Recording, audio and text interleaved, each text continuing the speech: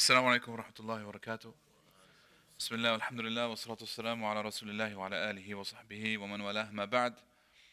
We hope and we pray that everyone is doing well tonight, inshallah ta'ala, and that Allah subhanahu wa ta'ala allows us to be among those whom He has blessed with Him remembering us just as we are remembering Him in these gatherings, and that He sends upon us His sakina, and that the angels surround us, and that He remembers us in His divine presence, Ya Rabbil Alameen.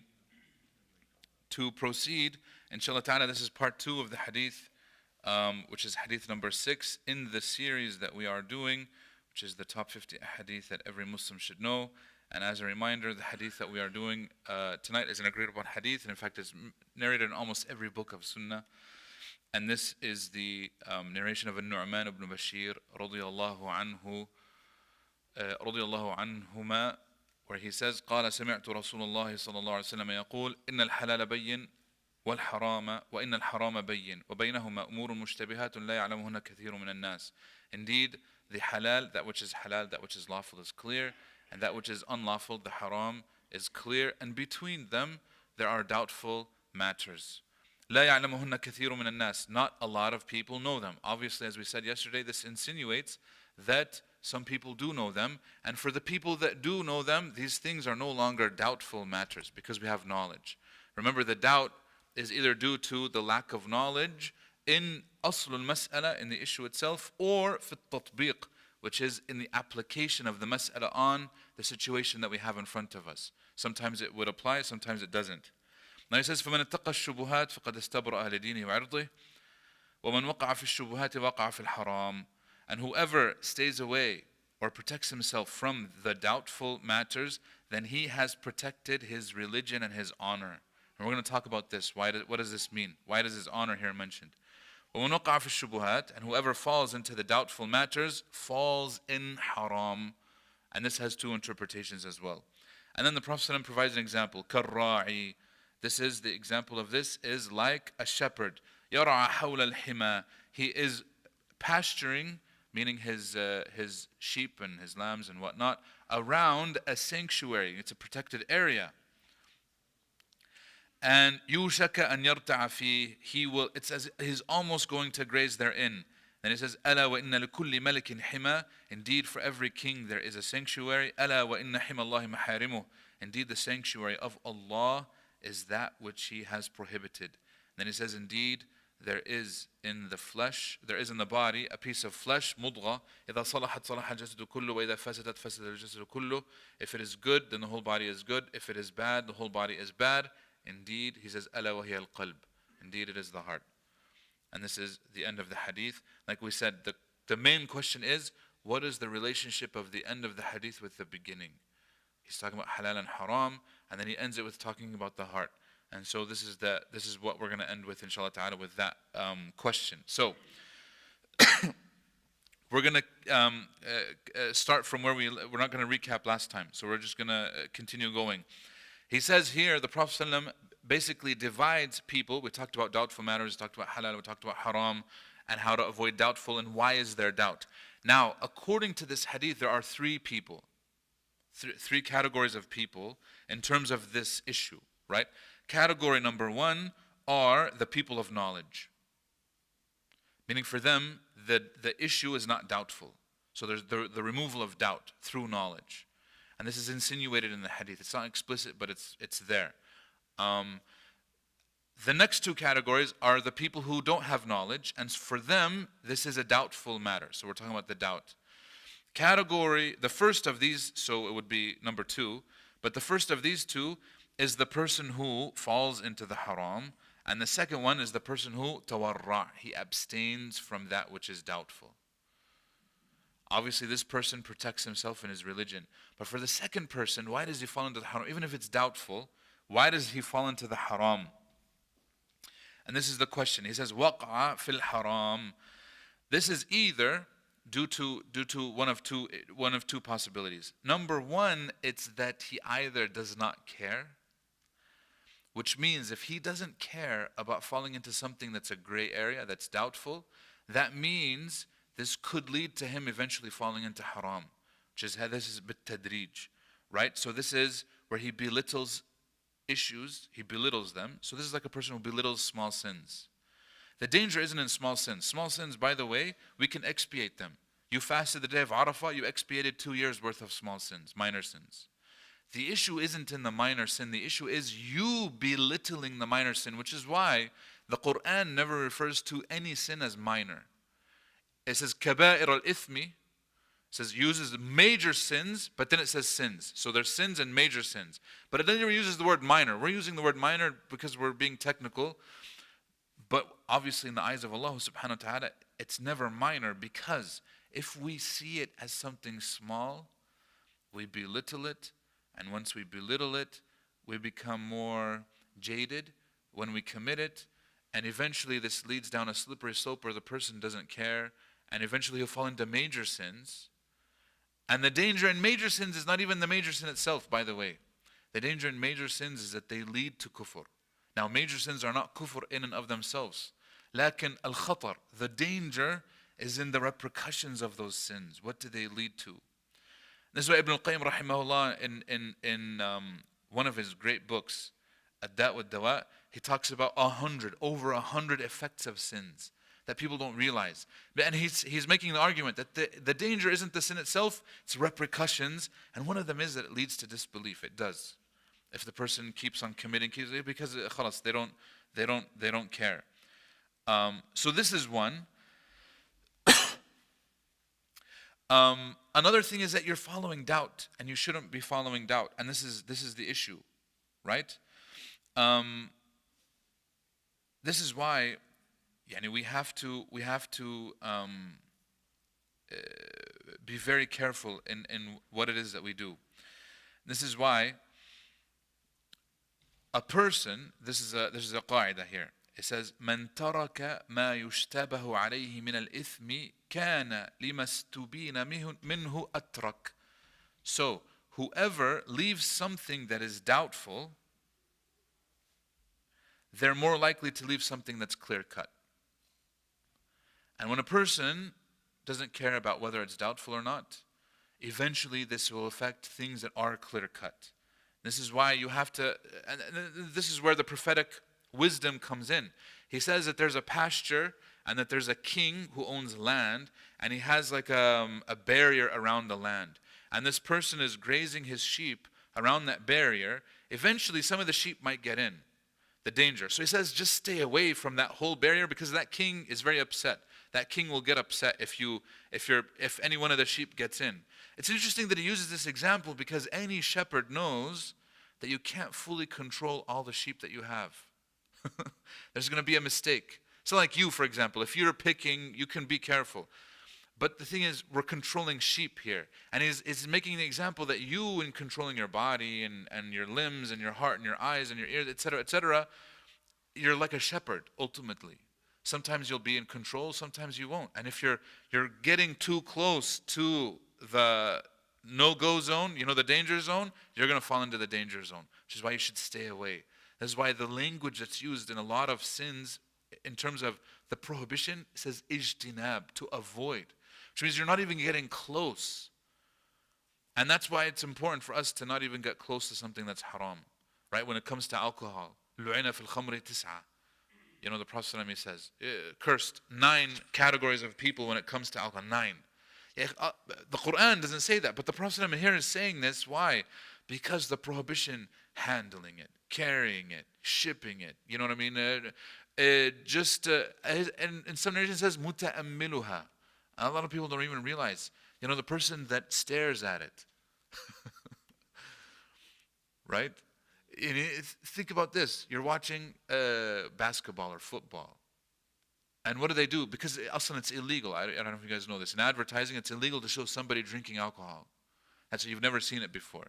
If you think about it, this is never shown because this is an agreement back in the day. But what they'll do is they'll show you everything. They'll show you an up-close, zoomed-in of the actual alcohol itself, and it's overflowing, and it's cold, and all these things that entice you, right? You're just staring at literally the liquid itself for 30 seconds. And all you want to do is, you're like thirsty, which is ironic because alcohol itself does not quench thirst. It doesn't. From a medical point of view, it actually produces an enzyme that prevents you from experiencing quenching of thirst, and it hurts your kidneys. I mean, it's terrible. If you're ever thirsty and the only thing available is alcohol, many scholars have said it's even haram to consume it at that point because also it won't quench your thirst. And that's even proven from a scientific point of view, that our scholars knew from 1,000 years ago. Regardless, they'll show you this. Why? Because now you're thinking, it's on your brain.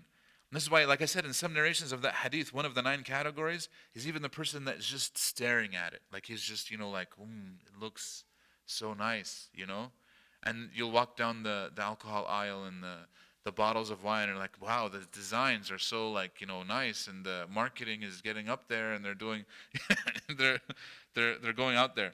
So the issue is for us just to avoid anything that could potentially lead to haram. This is why many of the scholars have said, like Al-Hasan al-Basri, he says a person will not reach the levels of taqwa that he aims for until he leaves some of the halal out of fear of the haram.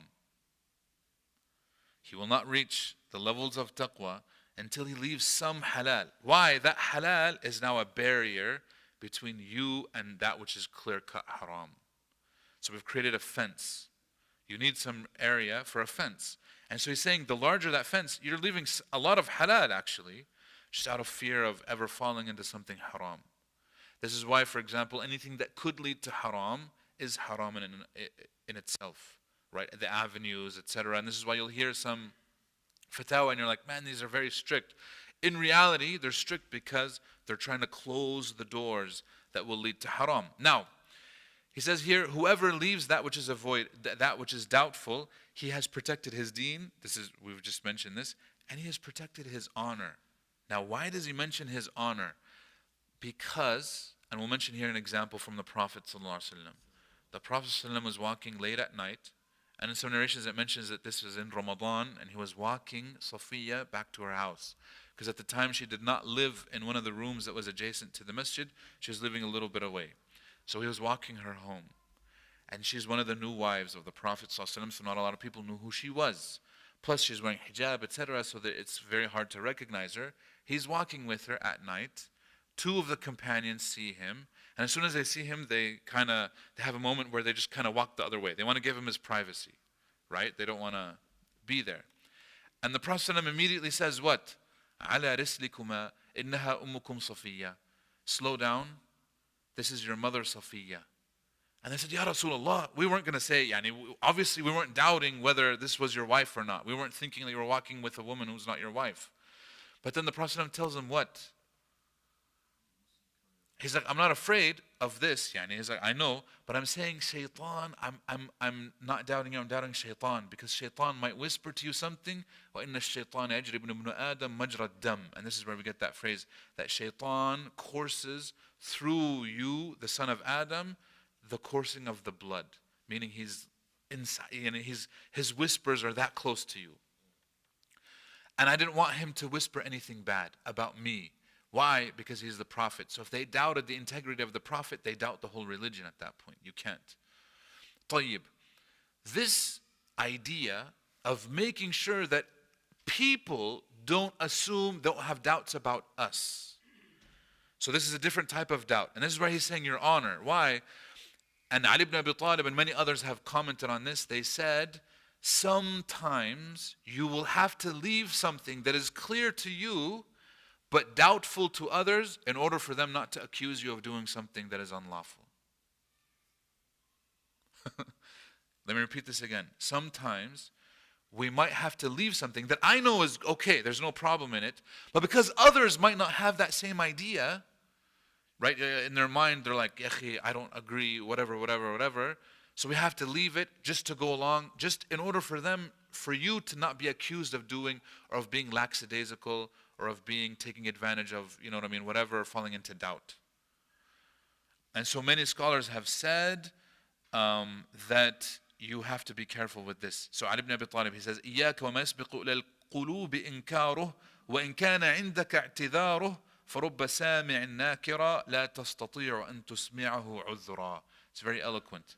Basically, he's saying the same thing. He says, do not do that which other people might frown upon, even if you have an excuse for it, because a person might hear of it and then despise it meaning you and what you're doing, but you can't give him your excuse because he's gone.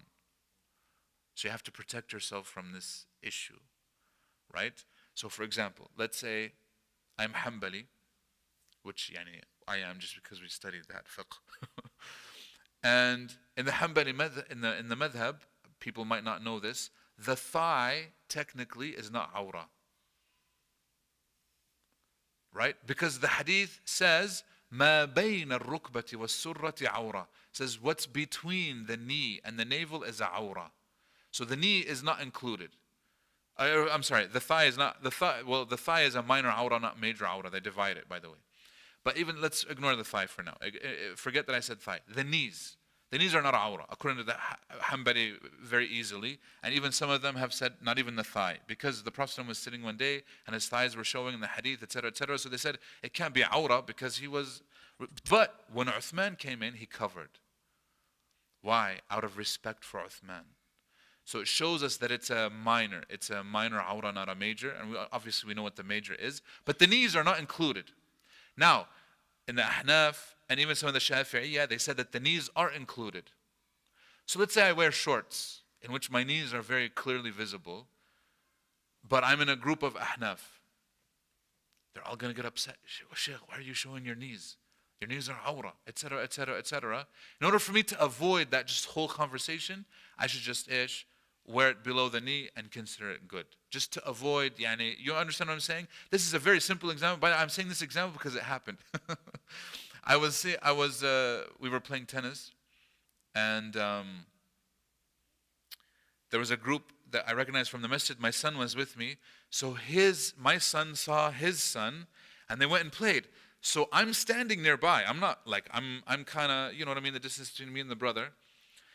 And they were asking him, Ayman, where's your dad? Oh, my daddy's right there. And they all look at me. They hadn't seen me. It's like they saw me, but they didn't make the connection that this was me. Because the imam of the masjid is wearing shorts. Right? And in a short sleeve shirt because I was playing tennis. So they saw me, oh, Sheikh, wallah, I didn't recognize you, blah, blah, blah. I said, yeah, manish, shorts, or kada. I usually don't wear shorts, especially these shorts. And tennis shorts are a little shorter. I don't wear these around. Just when I play tennis, it's okay, etc., etc. And the brother was like, oh, Sheikh, it's okay. This is America. You're fine. And I was like, no. We're not. I had to explain to him, I'm not wearing this because of America. This is actually fine from an Islamic point of view. He was seeing that they were short in the sense that, we're in America, it's fine, you can get away with some haram. I'm like, no, that's not what we're doing here. So anyways, what I'm saying is, sometimes people don't know that you have actually a valid excuse. You know what it is that you're doing, but for a lot of these people, they don't have that knowledge, or maybe they're not experienced, etc., etc. So, all of this is to say, avoiding that which is doubtful is important. The Prophet gives the example of the shepherd, and we know he's keeping a fence between him and the haram. Now, last point, which is, the Prophet talks about the heart. أَلَا وَإِنَّ فِي الْجَسَدِ مُضْغَةً, that indeed in the body there is a morsel of flesh. If it is good, the whole body is good. If it is bad, the whole body is bad. Indeed, it's the heart.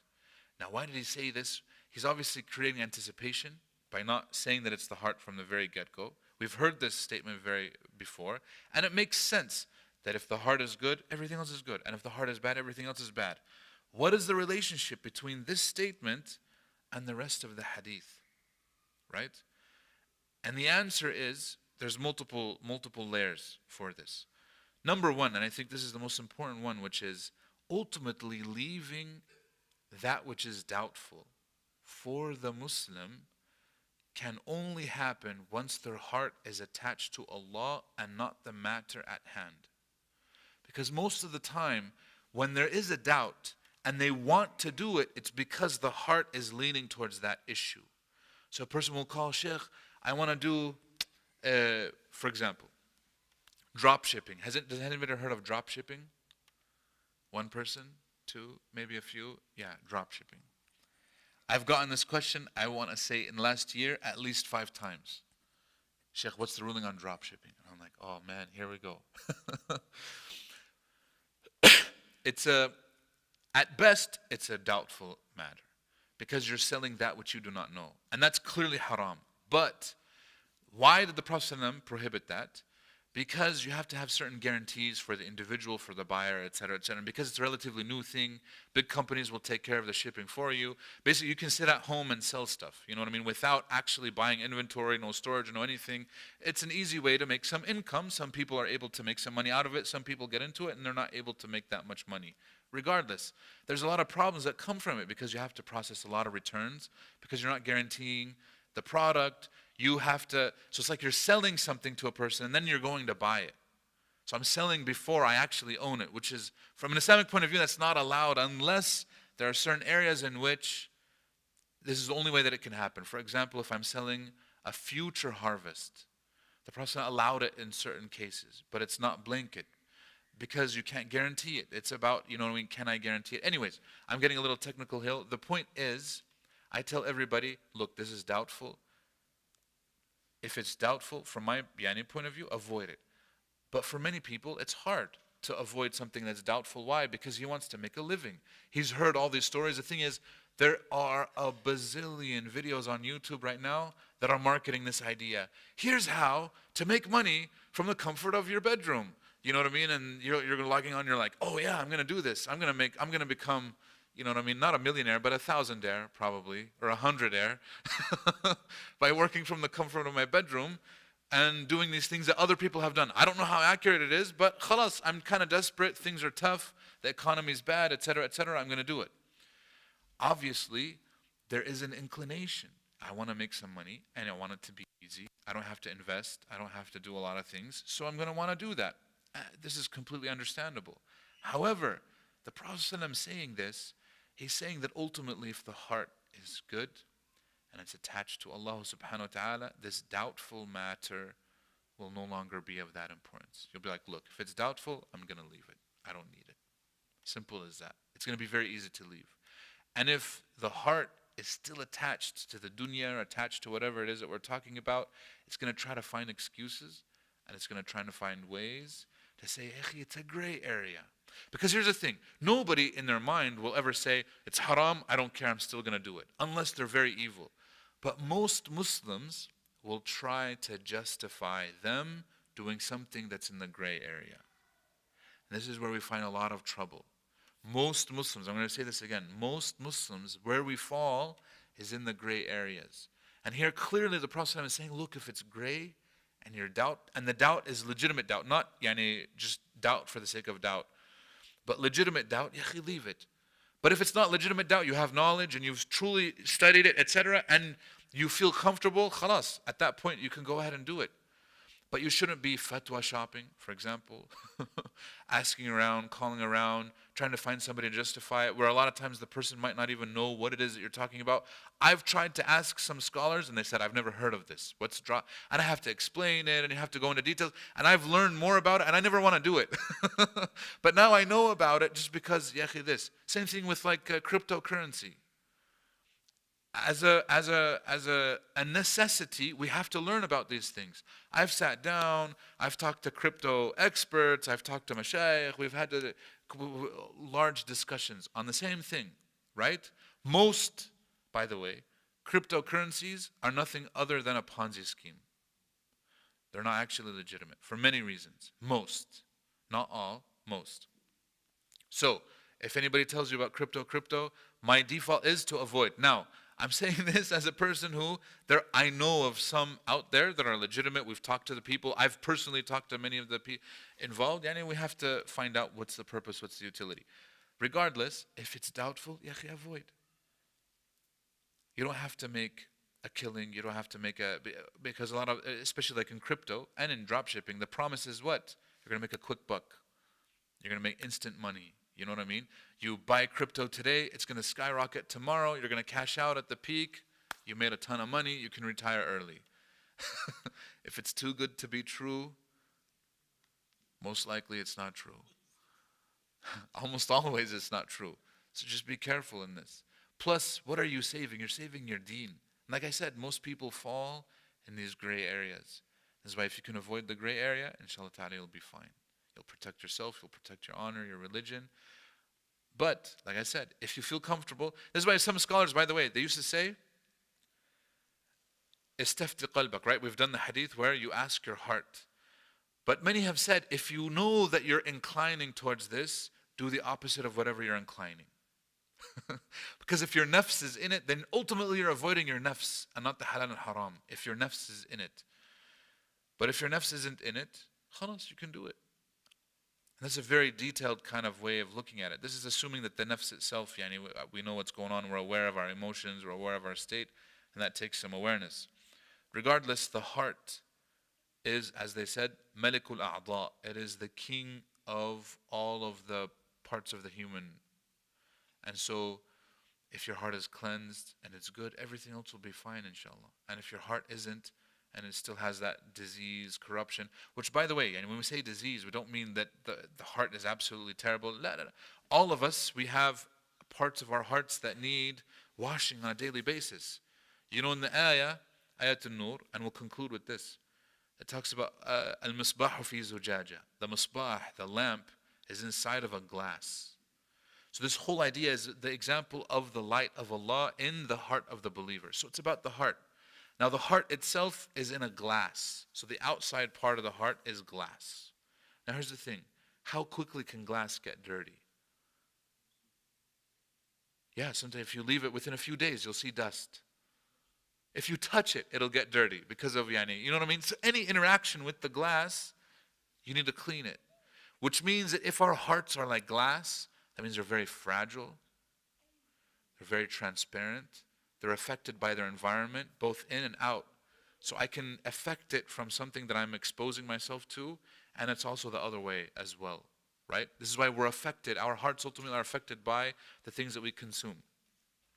That also means that if it's truly made of glass, we have to clean it regularly. If we leave it, even if we're not in a dirty environment, like I'm not trudging through mud, if it's just sitting on a shelf, it's going to get dirty. You'll come to a glass, within a week, it'll have a layer of dust on it. Within a month, you can't shine light through it. And that's not because you've exposed it to anything dirty. That's because you haven't cleaned it. So our hearts need regular cleaning. And this is why, and for us, the important part in this is to regularly cleanse our hearts from any attachments to the dunya, cleanse our hearts from any ill feelings towards other Muslims, clean our hearts from love of anything more than our love for Allah subhanahu wa ta'ala, etc. This is why if the heart is good, we're taking care of it, then inshallah ta'ala everything else will be fine. And leaving doubtful matters will be easy, and we won't fall into this big problem. This is why this hadith is so important, right? Because it talks about the origin of the issue, and it talks about where a lot of people will eventually fall. We ask Allah subhanahu wa ta'ala that He helps us, guides us, that He protects us, Ya Rabbil Alameen. Does anybody have any questions, inshallah ta'ala, comments, issues?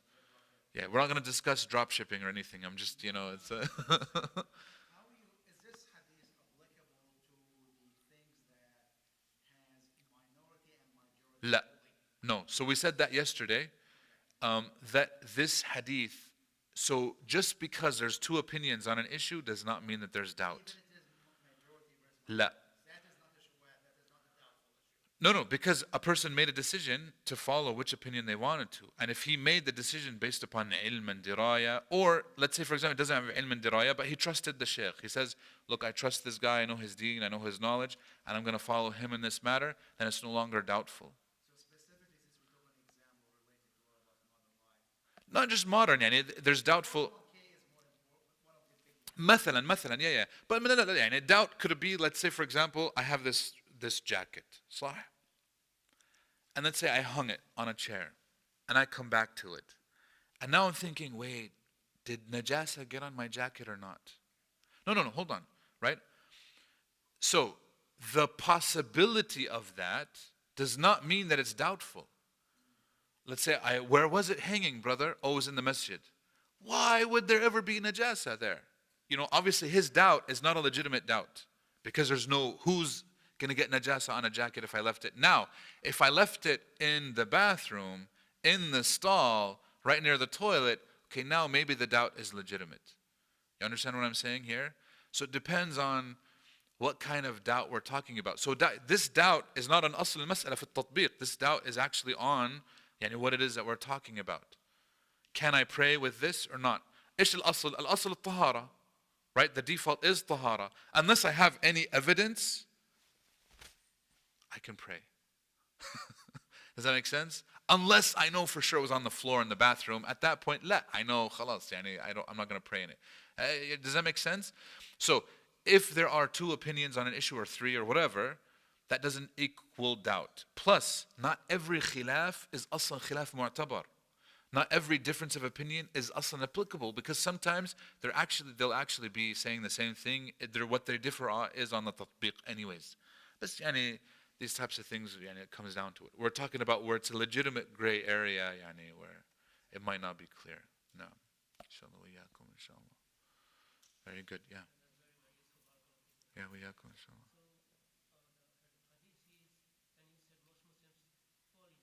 Yeah.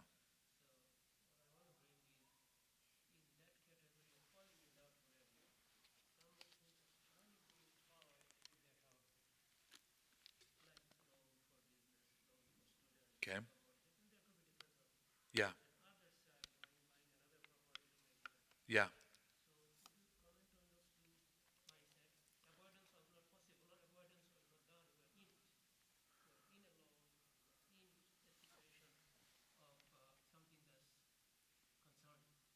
Okay. Yeah. Yeah. Sorry.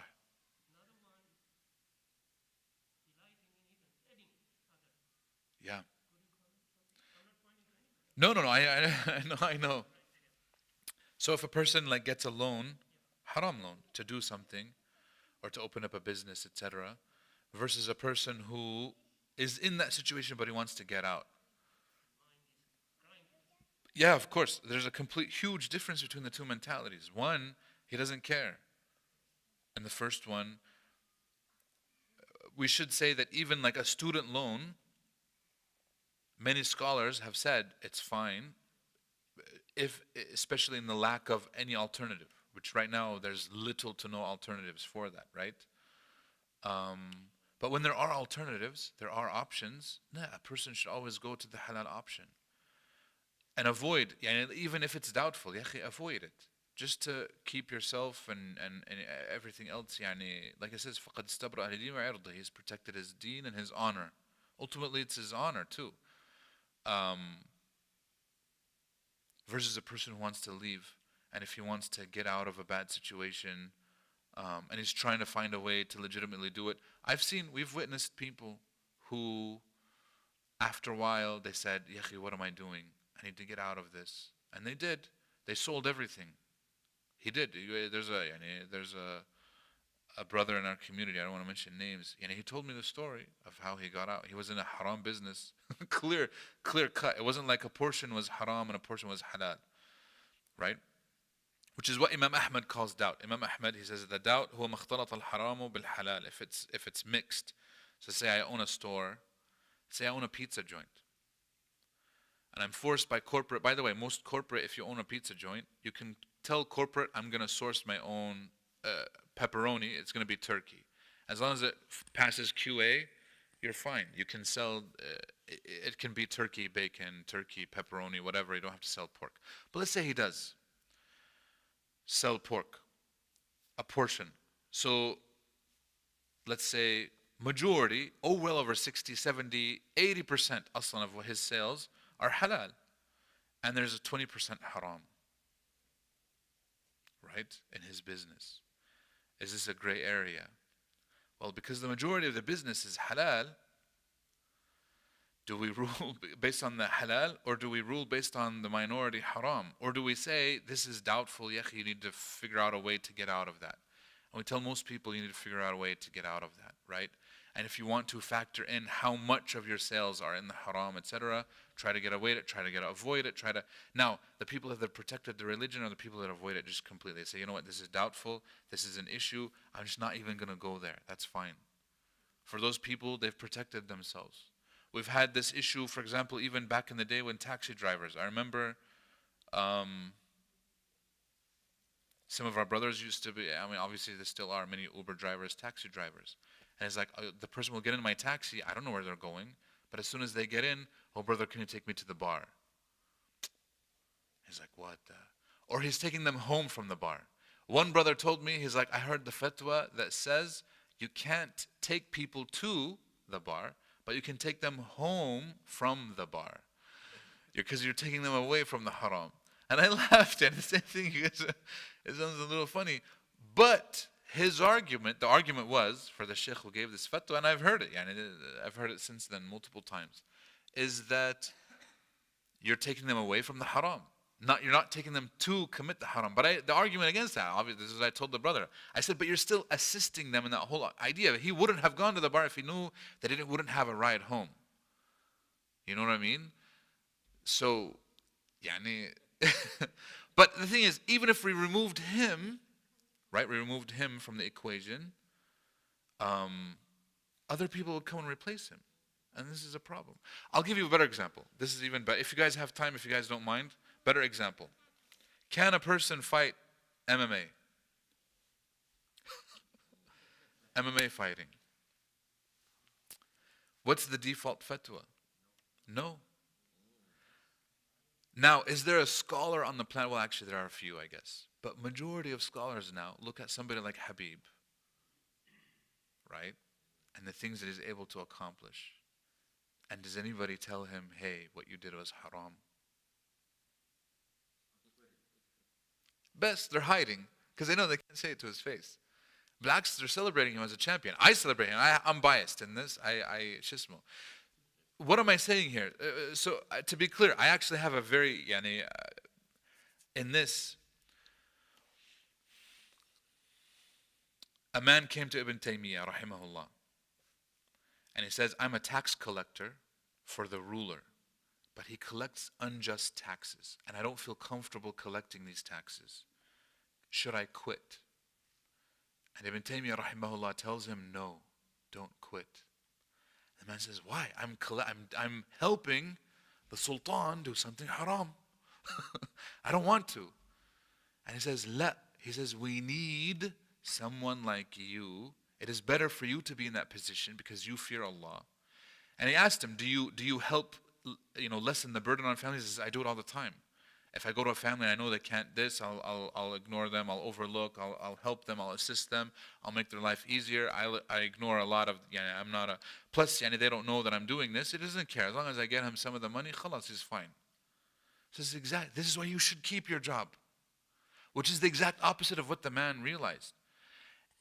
So this is not your standard fatwa, right? This is a doubtful matter for the guy. He wants to leave it. But Ibn Taymiyyah rahimahullah is looking at the long-term consequence, right? So this is why we kind of need vision. So it might be doubtful for somebody, right? But if we analyze it, we look at it, if you can avoid the harm and you can actually do some good in your capacity, then do it. So applying this to Habib is avoiding a lot of the harm. Most of the MMA fighters, the UFC fighters, fight for vanity. They fight for money. That's haram. They fight for vanity, for fame. They fight for their own personal ego. They fight for what? That's not allowed in our religion. Plus, you're harming the face and the body, and people mess up their whole. Which is why he quit early. I understand that. But somebody like Habib was able to avoid a lot of the harm, to elevate a lot of good, and to call attention a lot of good, and actually to affect reform. So if a brother comes and says, Sheikh, can I fight MMA?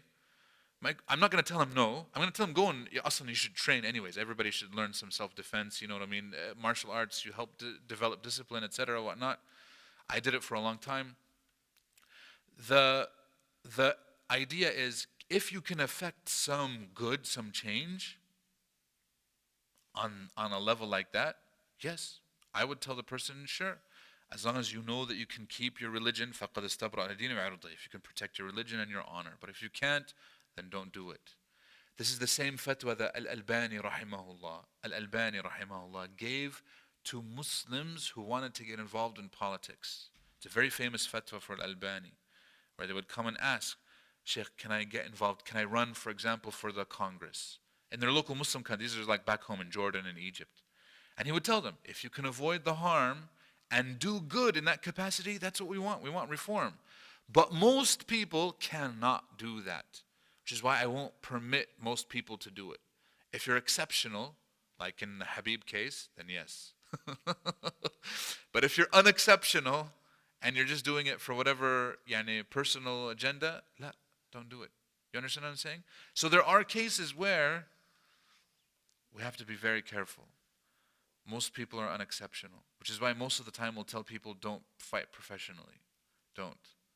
But for some people, we'll tell them, go ahead. Like I said, I'm biased. My uncle who trained me in martial arts, I used to go with him. I went with him to a tournament in Las Vegas. I was supposed to just translate for him because his English is very bad. And he's like, "La, you're my student. I want you to participate. You can go into this category. You can win." I was like, "Man, I'm not. I don't think I'm that good." He talked to me. I convinced me. So I went and I participated in a tournament in Las Vegas. This is back in the day. A lot of people don't know this. And I got second place. Silver medal. And I was like, whoa, this is cool. But I didn't pursue it. It wasn't something that I was interested in, per se. But my uncle kept on going. He did very good, mashallah. And he has his own dojo, and he has his own dojo, and he teaches people. My grandfather was a boxer. His brother, so my grandfather's older brother, represented Palestine in the 1954 Olympics in the sport of boxing. Right? So we have a family history of boxing. So my grandfather was both a sheikh and a boxer. And so people would come, is boxing halal? I said, the typical fatwa is, it's not halal because you're hitting the face. So he would say, if you can avoid, if you can protect, but if you want to do it for the sake of the sportness, there's a way to do it. But otherwise, if you're just going in there to mess people's heads, la, it's haram. This is why there's that ridiculous fatwa that came out recently, that soccer is haram or whatever. It's terrible. Because people don't understand what it is that they're talking about. Anyways, we ask Allah subhanahu wa ta'ala that He helps us, guides us, forgives us for our shortcomings and our sins. Does anybody have any additional questions, comments, issues, concerns? Okay. بارك الله فيكم جزاكم الله خيرا سبحانك اللهم وبحمدك نشهد أن لا إله إلا أنت نستغفرك ونتوب إليك